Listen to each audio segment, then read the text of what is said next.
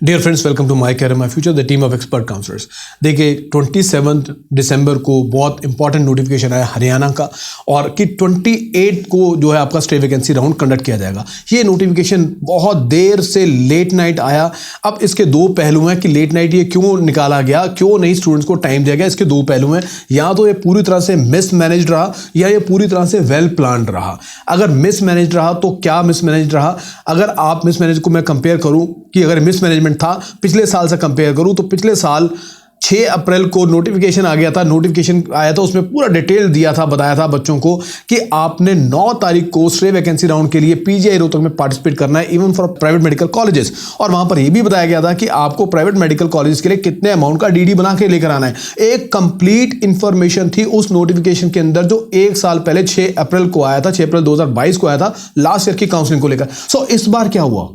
एक सीट के लिए तो आपने पीजीआई रोहतक के अंदर काउंसलिंग कंडक्ट कर दी अग्रोहा की एक सीट के लिए, और 58 सीटें जो प्राइवेट मेडिकल कॉलेज की खाली थी, जिसके ऊपर ट्रांसपेरेंट सिस्टम से काउंसलिंग होनी चाहिए थी, उसको आपने छोड़ दिया कॉलेजेस के लेवल के ऊपर, राइट। और उसके बाद आपने बच्चों को टाइम नहीं दिया। आप जानते हैं कि हरियाणा एक ओपन स्टेट है, और हरियाणा में दूसरी स्टेट के स्टूडेंट, चाहे वो बिहार से बच्चा हो, जम्मू से बच्चा हो, और यहाँ नीचे अगर बात करें साउदर्न स्टेट की बात करें, मुंबई से बच्चा हो, वो बच्चे भी वहां से आके यहाँ की काउंसलिंग में पार्टिसिपेट करते हैं, क्योंकि फीस कम है वहां पर और उनको चांसेस मिल सकता है, और ये लास्ट राउंड चल रहा होता है।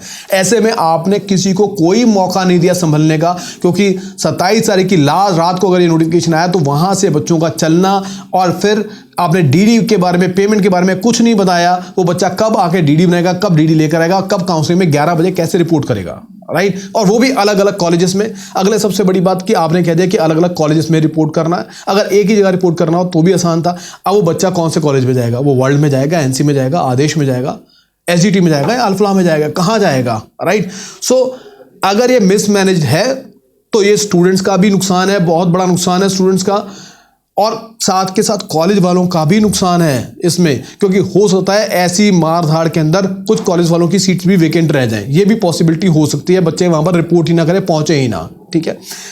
अब मैं दूसरे एंगल की बात करता हूं। अगर ये वेल प्लान्ड है, वेल प्लान्ड मैं इसलिए कह रहा हूं कि राजस्थान वाले 27-28 को कंडक्ट करवा रहे हैं, बहुत पहले डिक्लेयर कर दिया था, बच्चे सारे वहां पहुंचे हुए हैं। पंजाब वालों ने बहुत पहले डिक्लेयर कर दिया था 27-28 को काउंसलिंग है, तो वो वहां पर बच्चे पहुंचे हुए हैं। सिमिलरली और यूपी वालों ने भी, सब स्टेट्स ने ऑलमोस्ट सबको डिक्लेयर किया था, टाइमली बताया हुआ था। और जब पिछले साल आपने टाइमली बच्चों को टाइम देकर आपने बताया था, तो इस बार क्या हुआ था? इस बार भी किया जा सकता था। और अगर पिछली बार पीजीआई रोहतक कंडक्ट करवा सकती थी काउंसलिंग, तो इस बार पीजीआई रोहतक ने काउंसलिंग कंडक्ट क्यों नहीं करवाई? तो कहीं ना कहीं यहां पर अगर दूसरे एंगल की बात करें, कुछ फिशी भी चीजें नजर आ रही हैं। और दूसरा, कॉलेज वालों के कुछ रेट्स आज से 10 दिन पहले भी बाहर आने शुरू हो गए थे।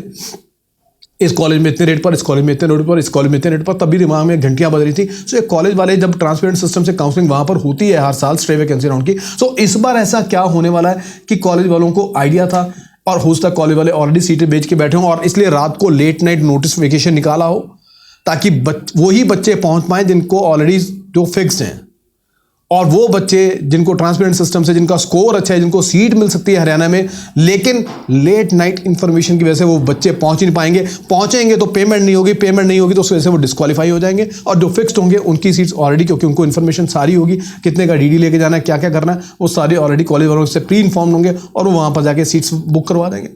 ये एक एजम्पशन है, एक दूसरा एंगल है, राइट। सो क्योंकि हम जब इस तरह की चीजें होती हैं और काउंसलिंग सोसाइटी की तरफ से हो जाए, तो इन चीजों को इग्नोर नहीं किया जा सकता, क्योंकि काउंसलिंग सोसाइटी एक बहुत बड़ी चीज है।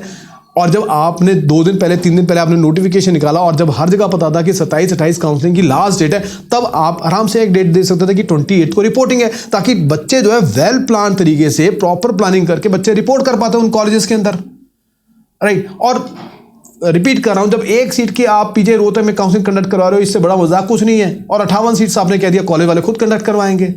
सो जिम्मेदारी से पल्ला झाड़ लिया गया, बहुत मिसमैनेज तरीके से या एक वेल प्लान तरीके से, राइट। सो स्टिल मैं स्टूडेंट्स को कहूँगा, आप हिम्मत नहीं हारिए, कोशिश कीजिए, उम्मीद है ऊपर वाला करे, आप जो बच्चे डिजर्व करते हैं उनको सीट्स मिले।